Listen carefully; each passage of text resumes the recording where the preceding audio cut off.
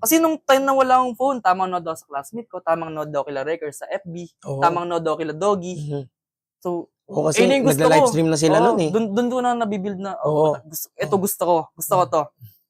So, pagbili sa akin ng cellphone, hindi ko talaga goal yung school. Content talaga. Gawa agad ako ng channel nun, parang YouTube muna yun eh, parang mga ilang buwan. Sa kanila ba yung TikTok?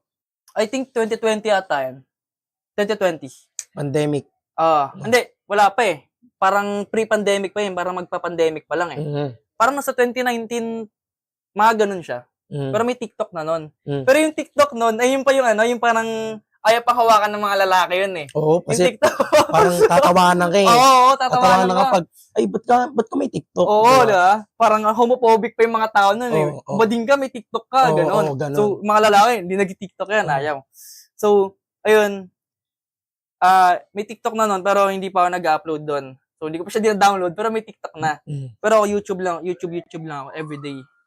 So, ang ano naman nun, ang progression ko naman sa YouTube, mababa lang views ko. Parang 300, 100. Pag may 1K, masaya na ako nun, sobra. 1K views, masaya na ako sa YouTube. 1K. Solid. Sobrang ano na nun, kumbaga parang mataas na nga yun. Mataas na yun sa akin. So, ayun, 1K.